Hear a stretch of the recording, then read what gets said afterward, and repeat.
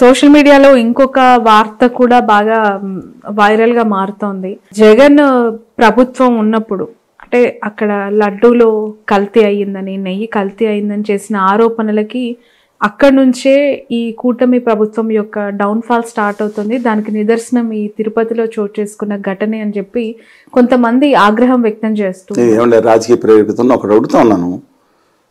కల్తీ ముందు కూడా జరుగుతుంది, దానిసారి పంపించారు, కల్తీ జరిగిందనే మాట వాస్తవం. కానీ దాంట్లో గొడ్డు మాంసం ఉందని ఎంత ప్రాశస్త్యతను తగ్గించారంటే నేను చెప్తున్నాను, నేను కేవలం ఒక హిందూగా మాట్లాడుతున్నాను, అభ్యుదయ భావాలను హిందూగా మాట్లాడుతున్నాను. మూఢనమ్మకాలను పక్కన పెట్టి అభ్యుదయాలు పుణిపుచ్చుకుంటూ ఈ ప్రపంచంలోనే ఒక గొప్ప జీవన విధానంగా, గొప్ప గోదావరి గంగా ప్రవళ జీవన విధానం హిందూ మతంగా మాట్లాడుతున్నాను. మన స్మృతి ఆధారకుడిగా మాట్లాడేదాన్ని గుర్తించను.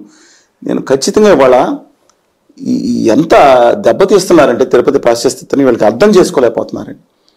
వీళ్ళు ఆదాని గారి పార్టీ బ్యాచ్ ప్రభావం పడిపోయినట్టున్నారు. ఈవెన్ కళ్యాణ్ బాబు గారు ఆయన ఏం మాట్లాడారు చూసారు మీరు? అదే సార్, మొన్న ప్రీ రిలీజ్ ఈవెంట్ లో అది మాట్లాడదాం తర్వాత.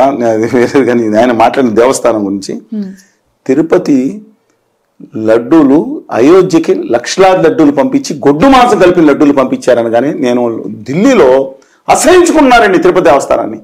ఎవరి పరిస్థితులను దెబ్బతీశారు? To do respects to him. నేను అనుచితమైన వ్యాఖ్యలు చేయను. నేను అడుగుతా ఉన్నాను, వీడియో వేయండి. అది కాదండి, గొడ్డు మాంసం చెప్పి ఎవరు చెప్పారు ఇక్కడ?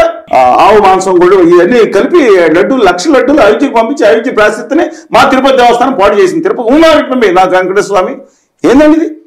ఓ పక్కన అక్కడ చేతులుగా ఓ బ్యాచ్ అన్నారు, మేము గుర్తించమే దేవుడిని అంటున్నారు. సిడ్డి శానాన్ని గుర్తించం, అయ్యప్ప స్వామి మా పురాణాలు, ఆ పురాణాలు తీసుకెళ్ళి ఇరాన్లో పెట్టుకోండి, ఎవరు కావాలి? మేము గురించి దేవుడు యొక్క మమ్మల్ని అది అయిపోయింది. రెండో విషయం ఆయన మాట్లాడుతా ఇది వెళ్ళి ఇప్పటి వరకు బాలాజీ ఇక నుంచి మేము will go back to Ayodhya. అసలు కంపారిజన్ ఏంటండి? వెంకటేశ్వర స్వామికి అయోధ్యలో ఉన్నానికి కంపారిజన్ ఏంటి? విన్నారా అసలు? ఎవరినో ఎంతవరకు వెళ్ళొచ్చు మాట్లాడుతూ విన్నారా? వీళ్ళు గో బ్యాక్ అంటే అక్కడి నుంచి అక్కడ పూజారులు ఉన్నారు వాళ్ళు, వీళ్ళు గో బ్యాక్ తిరిగి వెళ్ళిపోతారా? సౌత్ నుంచి మొత్తం అంతా ఒక ఉప ముఖ్యమంత్రిగా ఉండి ఒక ప్రాంతం పట్ల, ఒక వెంకటేశ్వర స్వామి పట్ల మాట్లాడచ్చా?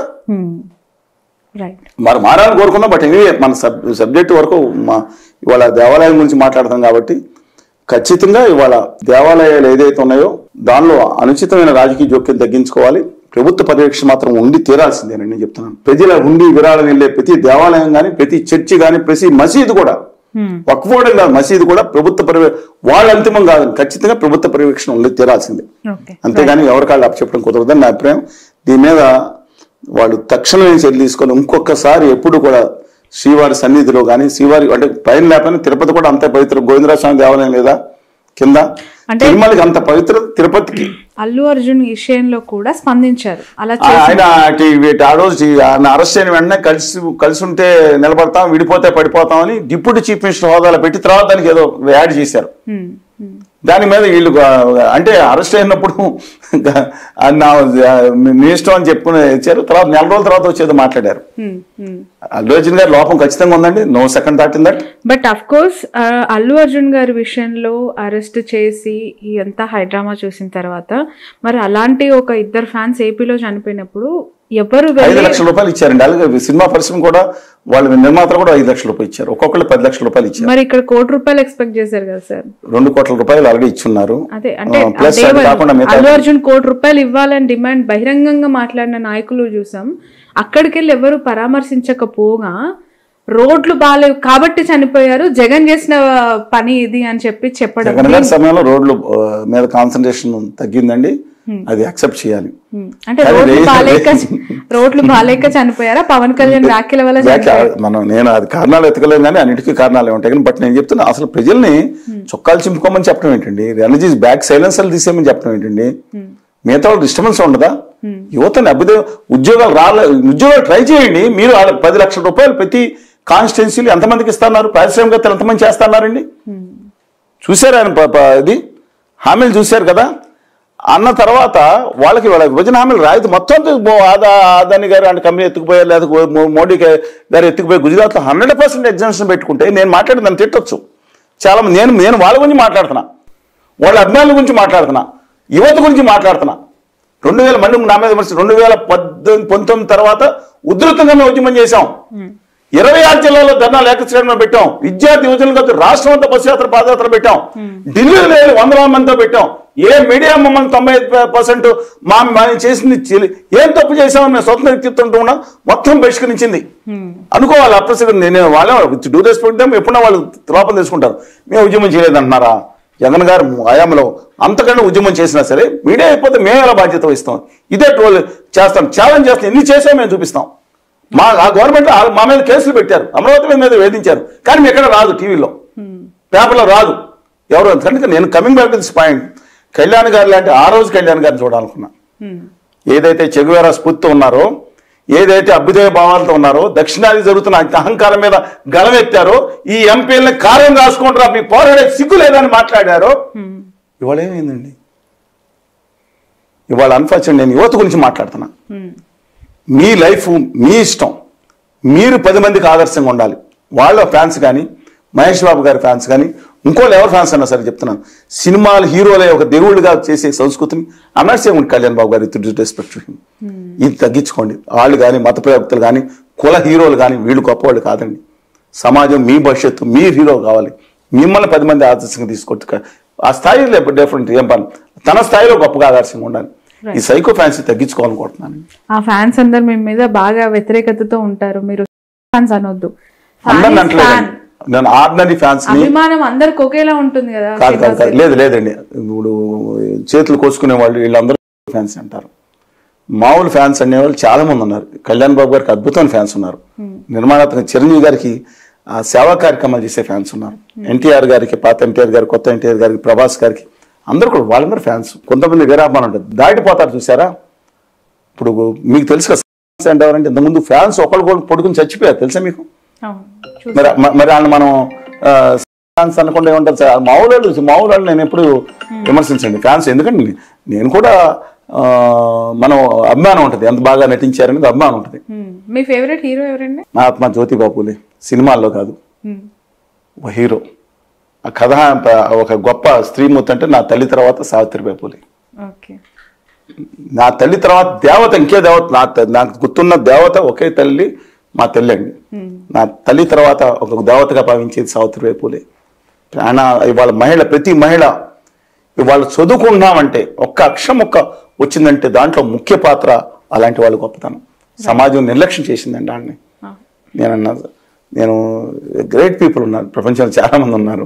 నేను అన్నాను చూద్దాం ఏం జరిగినా. మీకు సినిమాల హీరోలు మీకు గొప్పలు కాదు, మనం అనుకున్నంత గొప్పలు రేరుగా ఉంటారండి. ఇప్పుడు కొంతమంది హీరోస్ మానవతా దృక్పథంతో స్పందించే ఉన్నారు. ఇంకోటి కూడా చెప్తాను, హీరోల గురించి మనం ఎంత తక్కువ మాట్లాడుకుంటే మంచిది. ఎందుకంటే ఆంధ్రప్రదేశ్కి హోదా విభజన హామీ జరుగుతున్నప్పుడు చనిపోతే కన్నీటి పొట్టు రాల్చలేదు కదా.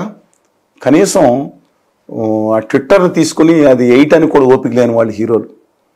వాళ్ళ తమిళనాడులో మాత్రం జల్లికట్టు కోసం కమల్ హాసన్ గారు, రజనీకాంత్ గారు కూర్చోగానే తెలుగు హీరోలు అందరూ చాలామంది వాళ్ళ ఏం చేయాలో తెలియక ఆవేశ భావోద్వేగాలకు లోనైపోయి అక్కడికి వెళ్ళేవాళ్ళు. కొంతమంది అయితే వాళ్ళకు సంఘీభావం ప్రకటించేవాళ్ళు. ఇక్కడ మనుషులు చనిపోతే కూడా కనీసం ఆ సంపూర్ణేష్ బాబు గారు, ఇప్పుడు నాగిరెడ్డి గారు, తర్వాత నారాయణమూర్తి గారు, వీళ్ళందరూ వచ్చారండి. మహిళా యాక్టర్స్ కూడా వచ్చారు. వాళ్ళు మేము మూవీ ఆర్టిస్ట్కి వెళ్ళాం, వినతి పత్రాలు ఇచ్చాం. వీళ్ళ గురించి మనం మాట్లాడాలా నేను చెప్తున్నాను. వీళ్ళ గురించి మనం గొప్పగా మాట్లాడాలి. సినిమాగా చూద్దాం, అంతవరకే. వీళ్ళు దేవుళ్ళు ఏంటండి? రేరుగా కొంత మానవ దృక్పథంలో వాళ్ళ అంటారు 95% వీళ్ళ కోసం వీళ్ళ దేవుళ్ళుగా మీరు చూడమాకండి. కమర్షియల్ సినిమాలు తీసే వాళ్ళు కమర్షియల్ హీరోసే ఎప్పటికైనా. వాళ్ళు అసలు కాదండి. మీరు ఇంకో విచిత్రం, బెనిఫిట్ షోస్ గురించి మాట్లాడదాం. ఇవాళ రేవంత్ రెడ్డి గారు అనుమతి ఇచ్చారు టికెట్లు పెంచుకోవడానికి. అవును, గేమ్ చేంజర్కి అనుమతి ఇచ్చారు. ఎందుకంటే దిల్ రాజు గారు ఉన్నారు, వెంకటరామరెడ్డి గారు, ఆయన వెరీ క్లోజ్ టు హిమ్. అక్కడ ఆంధ్రప్రదేశ్లో డాకు మహారాజ్కి గేమ్ చేంజర్ కూడా బెనిఫిట్ షోస్ చేసుకున్నారు. బెనిఫిట్ షోస్ దేనికండి? నేను చెప్తున్నాను. ఎన్టీ రామారావు గారు పేరున్నారు మీరు, పెద్ద ఎన్టీఆర్ గారు, ఆయన మిగతా ప్రభాకర్ రెడ్డి గారు అందరూ ఉండేవారు అప్పుడు కదా.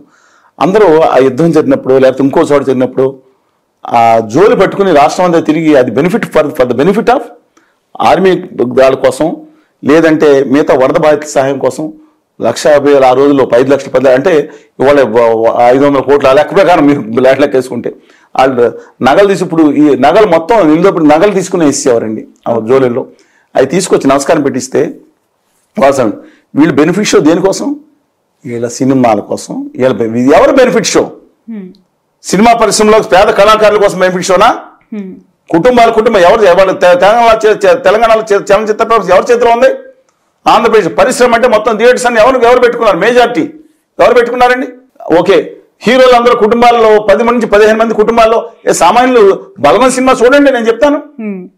ప్రాంతంలో పక్కన పెట్టండి, బలవన్ సినిమా చూడండి.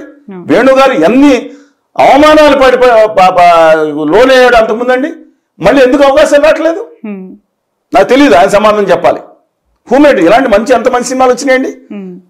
ఎందుకు దూరం అవుతున్న సాంకేతిక నిపుణులు మంచి లేరా? నటులు మిగతా చోట్ల లేరా అండి? కొన్ని చోట్ల కేంద్రీకరణ అయిపోయిందా? వీళ్ళే దేవుళ్ళ? వీళ్ళు చెప్పిందే శిలాశాసనమా? అంటే చలనచిత్ర పరిశ్రమతో మాకు సంబంధం ఉందండి కొంత. ఒకప్పుడు ఉండి కూడా మాట్లాడుతున్నాను. అందరిని అంటలేదని మనం చెప్తున్నాను. నిజంగా మానవతా దృక్పథం స్పందించే వాళ్ళు, కొన్ని కార్యక్రమాలు చేసిన వాళ్ళు మినహాయిద్దాం. లాయర్లు, ఆడిటర్లు, సమాజం అన్ని వర్గాలు బయటకు వస్తే కనీసం కన్నీటి పట్టుకోవడం రాల్సిన ఇళ్ళ గురించా? అనవసరం మనం మాట్లాడతాం.